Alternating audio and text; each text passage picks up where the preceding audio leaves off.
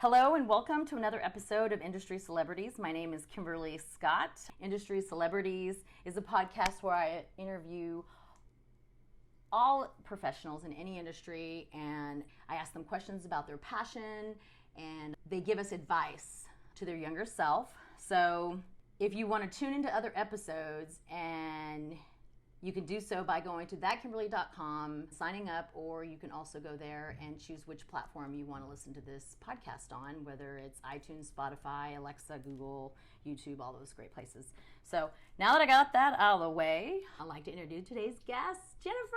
Hi. How are you doing? I'm great, thanks. Thanks Awesome. for having me. Thank you for being here, or letting me come into your beautiful home.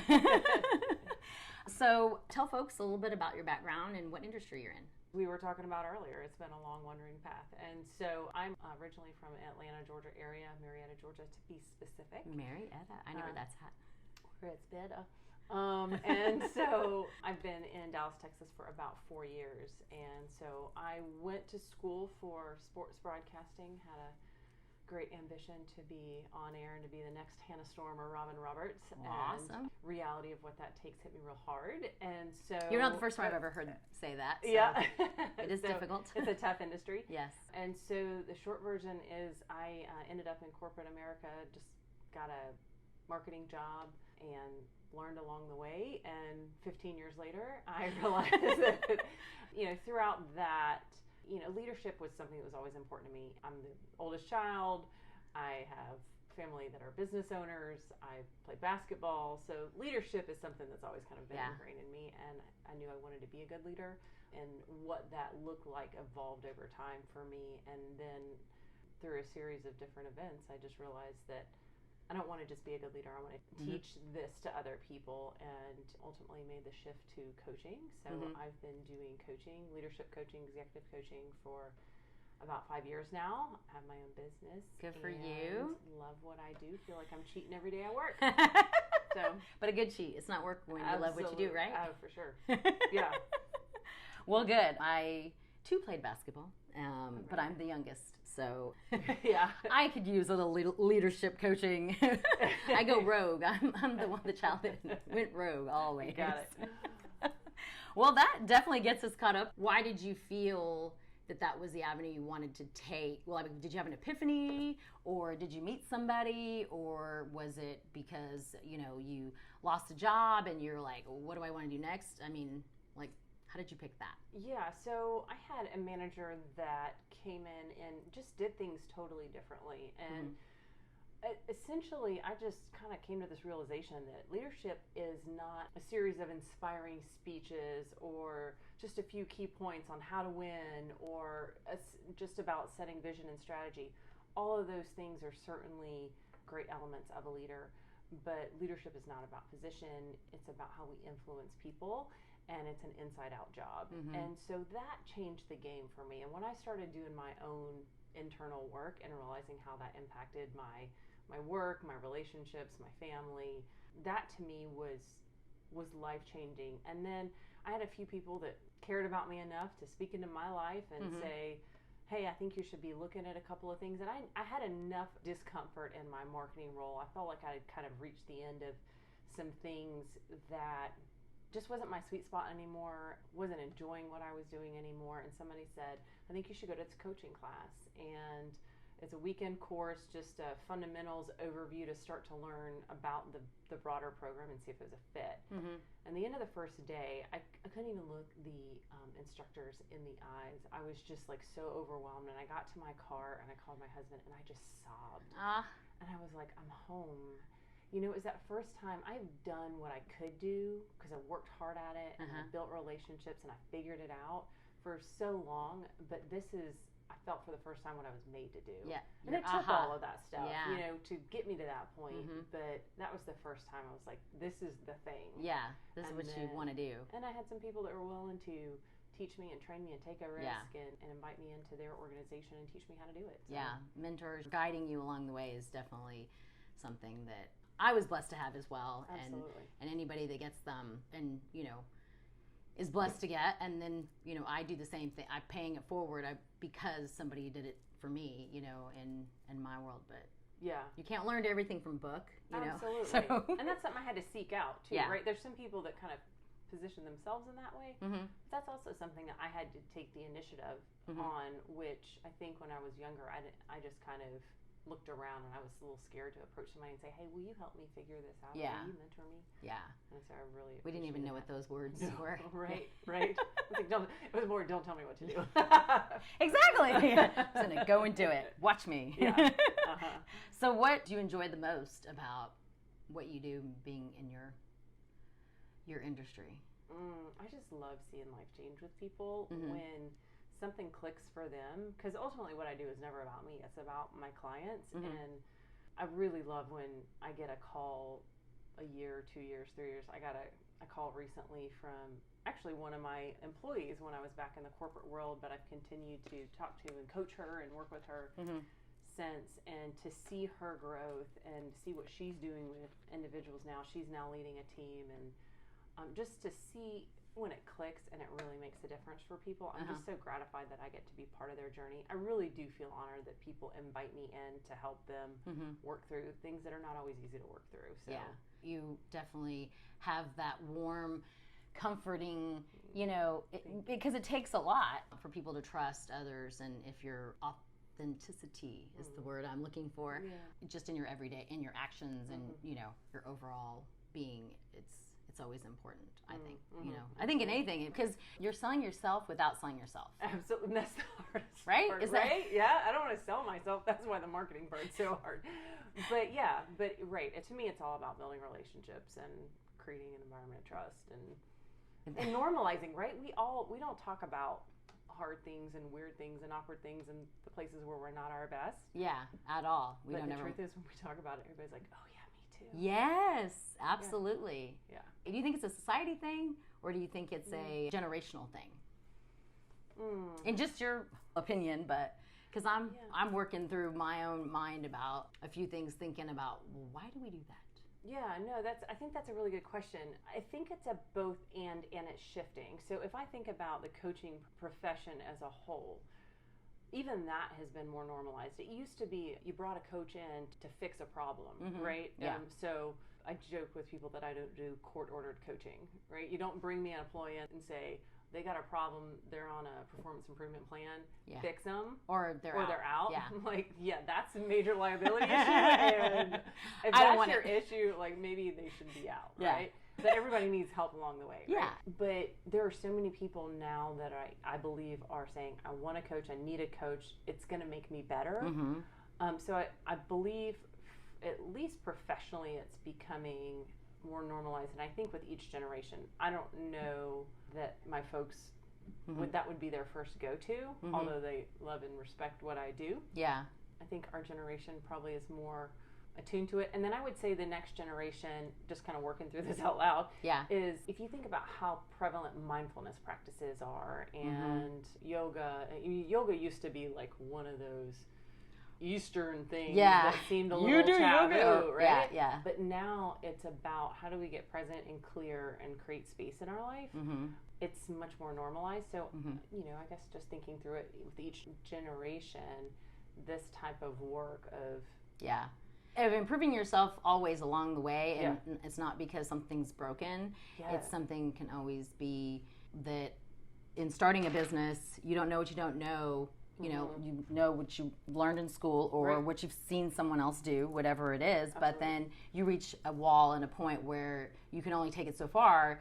And, you know, I know that at one point we were seeking that. And because our investors, they came from a generation where you didn't do that. Like that was all, you know, like, sure, whatever. It just was not something that was valued, you know, even though we knew that it was needed because you don't know what you don't know up to a certain extent, you know, like you've learned along the way. And so. And we're rewarded for knowing. Correct. Right? So, like, especially as leaders or business owners, and, you know, a lot of the C-suite, you're rewarded and expected to know and have the right answer. Yeah. Whereas we're finding now the best leaders don't have the right answer. They know how to ask the right questions. Correct. Yeah. I am seeing more corporate America, some of my clients that I've worked with in the past 2 years, that is very prevalent, you know, sending them on whatever they want them to do, to better, whether it's business coaching or it's improvement on whatever education that they want, that they have a mandatory so many hours to give them the opportunity. It's like back in the day when you got a bonus or your company got a tax credit because they gave you a membership, to the gym to keep you healthy. Right. So it's mind health, Yeah. I definitely am seeing a little bit of it. And I'm 45, so I feel like I'm on that cusp of can be retrained and that it's definitely needed. And I see both sides of people that don't believe in it, and then those that do, and those that are coming around to it. So it's a great time for you in your world. Yeah, I feel very fortunate that I don't have to, I think about people that were doing it 20 years ago. Oh, yeah. One, have so much to learn from them. But yeah, it had to be a whole lot harder. Yeah. I'm so fortunate. Yeah. Absolutely. People looking at them like, I'm not quite sure about that one. So it's like coaching and entrepreneurship. The words are so much more acceptable now than they were back in the day. Absolutely. Would you not agree? Absolutely. It's just so much more accessible. Yes. Both sides of that, yeah, right? It's so absolutely. much more accessible. Absolutely. Right? Mm-hmm. What advice would you give somebody that wanted to start in the coaching world or, along that lines? Like, what would you tell them to do? So if they want to become a coach, yes, work on yourself first, work on yourself hardest, right? That's great advice. And that's the truth, I think, for anybody. If we're not doing our own work, we're of no value to our clients. Coaching is not about giving advice. It's helping the client find their answer.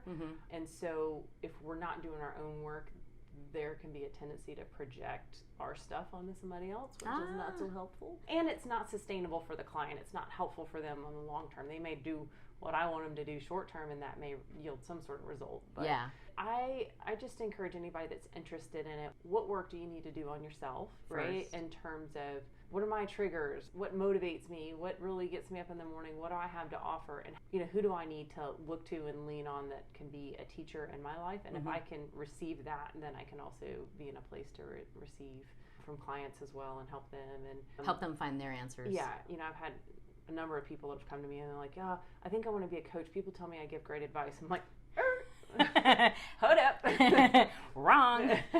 So maybe we're going to talk about a different profession. But, there's consultants and there's coaches. Yeah. But yeah, I would say work on yourself first. Do your own work. And then there are wonderful guides and teachers and programs out there to help in that area. And so there's a lot of good programs out there to get you certified, from the technical standpoint and what it means to be a good coach, but continuing to be a learner forever and ever. Yeah. That makes a lot more sense than just jumping out there and saying, hey, I get great advice. I think I want to be a coach. I want to hire me. I'll tell you what to do. Some people love that. Yeah. Some people not so much. Well, okay. So my one standing question for this podcast is, what advice would you give to your younger self? I would say, first and foremost, you're enough. Just as you are.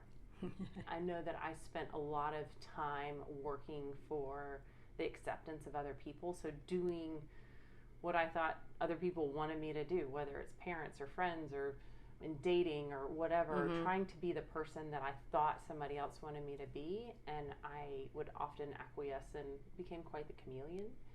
But I think today I know who I am and I like who I am in a way that I didn't experience in my younger years. And so I was just kind of always shooting in the dark. I didn't have that knowing and that North Star to say, who am I? What does that mean? What does that look like? And that's enough. It's going to get better. I've got work to do, but I'm enough just as I am today. Yeah. When do you think that came around? Like what age bracket? I mean, I can tell you, like in my 30s, that's when my 30s is definitely when I figured out. I got comfortable. Sooner. But in my 30s, and I would say really in the last 4 or 5 years is when I've just really felt grounded in that. And again, somebody shared with me that I believe it was the man that brought Zen to the United States, the concept of Zen, had this great saying, you're perfect just as you are, and you need a little work. Like, yes, ma'am. Okay, got it. Perfect just as I am, and I could use a little work. Yes, I definitely had, when I started asking this question, I realized that the advice I would have given myself in high school is different than in my 20s and then in my 30s, and now, even though 40s was hard enough for me to really, just the number 40, even though I'm way better now, now being 45, but I loved my 30s, but all the advice in those decades were different. Yeah, because sure. you're going through different things, you're figuring yourself out. But I definitely like yours in the very beginning of, being enough, because a lot of times as we are as humans, whether it's man or woman, we all seem to think that we're not, and searching. Something that's like embedded in all of us, this whole not good enough thing, whether it's not smart enough or pretty enough or thin enough or rich enough or successful enough, or we always have the not enough. And if we can just start from a place of enough and know that it's just enough, it's not complete, it's not perfect, it's just enough. I find that that's my red thread through all the generations, and I want to stick to that and remember that moving forward, because I certainly have days, look in that mirror and go, oof, girl, too much pizza last week. I always think to myself, oh my gosh, my to-do list has grown, and it's like, it's okay, it'll be there. You're doing the best that you can do. It's gonna be all right, Kimberly. It's okay. It's hard to remember at 3 o'clock in the morning when you wake up. I know. Darn it. Well, tell listeners how they can find you and connect with you. So my website is vaughanherold.com, and that's, I'm going to spell it out because it's spelled a little funky. Oh, no. Notice how I didn't introduce you with your last name, just in case. It's V as in Victor, AUGHANHEROLD.com. Okay. So, Vaughan and Herold are both spelled funky. Okay. So, vaughanherold.com, same on the socials, on Instagram. Vaughan Herold is my handle, and that's awesome. You have all the same. Yes. And you can find me on LinkedIn, and cool. Those are my places. Yay. Well, I appreciate you so much, Thank you. Jennifer, for joining me today and being brave enough to put it on video. As you can see. Today. Yeah, please, we did. I'm enough as I am, and I need more makeup. You're beautiful. So thank you to all the listeners, and remember to subscribe, and also give me a little review on any of the channels. And if you know somebody that could use Jennifer's help, please forward this on. And until next week, stay positive, and sharing is caring. Thanks. Thanks, Jennifer.